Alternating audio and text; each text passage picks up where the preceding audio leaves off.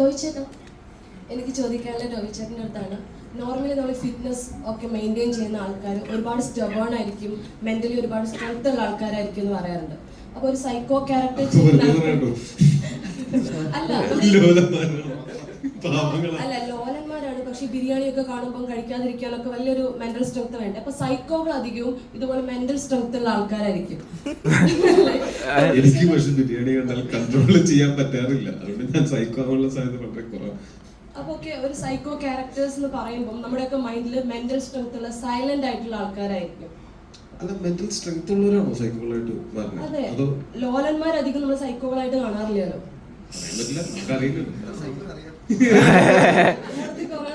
അധികം എല്ലാവരും ഭയങ്കര സൈലന്റ് ആയിട്ട് വെൽ പ്ലാൻഡ് ആയിട്ടുള്ള ആൾക്കാരായിരിക്കും. അപ്പൊ എനിക്ക് ടോവിച്ചേട്ടനെ എന്ന ഒരു സൈക്കോ ക്യാരക്ടറിൽ കാണാൻ പറ്റും, ഒരു പെർഫെക്റ്റ് സൈക്കോ.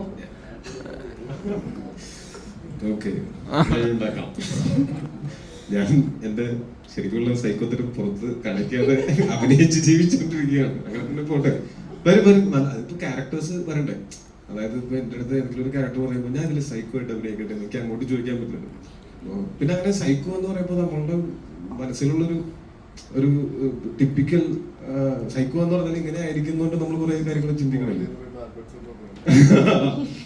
അത് അങ്ങനെയല്ല. ശരിക്കും പറഞ്ഞാല് ശരിക്കും ശ്രദ്ധിച്ചു കഴിഞ്ഞാൽ ഒരു സൈക്കോനെ നമുക്ക് സൈക്കോ ഒന്നും മനസ്സിലാവില്ല. അല്ലെങ്കിൽ പിടിച്ചാൽ പോലെ. മൂവി എടുക്കുന്ന ടൈമില് എനിക്കൊരു സൈക്കോ ക്യാരക്ടർ എടുക്കാനല്ല, നമുക്കൊരു ടിപ്പിക്കലി ഇപ്പം എന്നെ പോലുള്ള ആൾക്കാർക്ക് സൈക്കോ എന്ന് പറയുമ്പോൾ ഇതുപോലെ ആണ് നമ്മൾ വിചാരിച്ചു വെച്ചേക്കുന്നത്. പണ്ട് നമ്മൾ വില്ലന്മാരെന്ന് പറയുമ്പോൾ ഒരു ടൈപ്പ് ഓഫ് ക്യാരക്ടർ നമ്മുടെ മൈൻഡിലുണ്ടായിരുന്നു. ഈവൻ ഈ ആക്ട്രസ് എന്ന് പറയുന്ന സമയത്ത് ഒരു ഗ്രേ ഷെയ്ഡ് ഒന്നും കാണിക്കാതെ പെർഫെക്റ്റ് ഒരു പുലസ്ത്രീ കാറ്റഗറിയിൽ ഇപ്പൊ കംപ്ലീറ്റ്ലി മാറിയിരിക്കുകയാണ് അല്ലേ? അപ്പൊ നമുക്കൊരു ഡിഫറെന്റ് ഷെയ്ഡ് ഓഫ് ഈ പറയുന്ന ക്രൈം ത്രില്ലേഴ്സ് ഒക്കെ പ്രതീക്ഷിക്കാൻ പറ്റും. തീർച്ചയായും. എന്താ പറയാ, ഉറപ്പായിട്ടും അങ്ങനെ പല ടൈപ്പ് സാധനങ്ങൾ ചെയ്യണം. പിന്നെ സൈക്കോ എന്ന് പറഞ്ഞാൽ ഭയങ്കര ഒരു ബ്രോഡ് ആയിട്ടുള്ള ഒരു ഡിസ്ക്രിപ്ഷൻ ആണെന്ന് തോന്നുന്നു. അപ്പം എന്താണ് സൈക്കോ എന്ന് പറഞ്ഞാൽ ഭയങ്കര സബ്ജക്റ്റീവ് ആയിരിക്കാം. സോ അങ്ങനത്തെ ക്യാരക്ടേഴ്സ് ഉണ്ടെങ്കിലാണ് എന്താ പറയാ, ഇപ്പം ജീന്റെ ക്യാരക്ടർ ഒരാളെ ഇത്രയും കാലം തടവിൽ വെക്കേണ്ടത് ഒരു നോർമൽ ആയിട്ട് ഒരാൾ ചെയ്യുന്നതല്ലല്ലോ.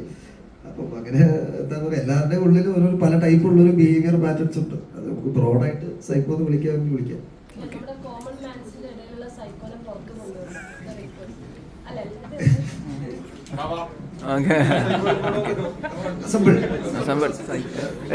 ഇതിപ്പോ ഗണപതിയെ നായകനാക്കിയിട്ട് ഇനി എന്നാ ഒരു പടം വരിക?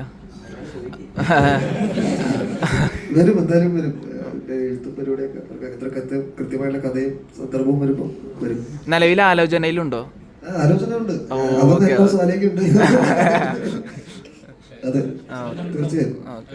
ബേസിൽ ഇന്നലെ പടം കണ്ടിരുന്നു, എന്താണെന്ന് വിളിച്ചിട്ട് പറഞ്ഞിട്ടുണ്ടായിരുന്നത്? ഇന്നലെ രാത്രി വിളിച്ചിട്ട് പടം കഴിഞ്ഞ് വിളിച്ചിട്ട് കുറെ നേരം ഞങ്ങൾ സംസാരിച്ചിരുന്നു. പടവും ഭയങ്കര ഇഷ്ടമായി, എന്റെ പെർഫോമൻസും ഭയങ്കര, അവന് ഭയങ്കരമായിട്ട് ഇതുവരെ കണ്ടിട്ടില്ലാത്ത പോലെ അവരും പറഞ്ഞു ഭയങ്കര അടിപൊളിയാണ്, സന്തോഷമാണ്. ജീൻ ബ്രോ, ലാൽ സാർ ഇന്ന് പടം കണ്ടിട്ടുണ്ടായിരുന്നു, പറഞ്ഞിട്ടുണ്ടായിരുന്നു, എന്താണ് പറഞ്ഞത്? നല്ല രസമുണ്ടെന്ന് പറഞ്ഞു, ഭയങ്കര അടിപൊളിയായിട്ടുണ്ടെന്ന് പറഞ്ഞു. 1-2 സ്ഥലത്ത് ഇപ്പൊ അത്ര പോരാ, അതത്ര ശരിയായില്ല, അങ്ങനെ ശ്വാസം വലിക്കേണ്ടായിരുന്നു എന്നൊക്കെ പറഞ്ഞു. പക്ഷെ നല്ല രസമായിട്ട് തന്നെ എടുക്കുന്നു. പക്ഷെ ഭയങ്കര ഹാപ്പിയാണ്, ഇഷ്ടപ്പെട്ടു. ടോയ്ച്ചേട്ടാ, കുറച്ചു നേരം മുമ്പ് ഇൻസ്റ്റാഗ്രാമിൽ ഒരു സ്റ്റോറി ഇട്ടിട്ടുണ്ടായിരുന്നു, നന്ദി പറഞ്ഞുകൊണ്ട് സർക്കാരിന്. അപ്പോൾ ഡീറ്റെയിൽ ആയിട്ടൊന്ന് പറയാമോ? അതൊരു ഡീറ്റെയിൽ ആയിട്ട് സ്റ്റോറി ഓക്കെ.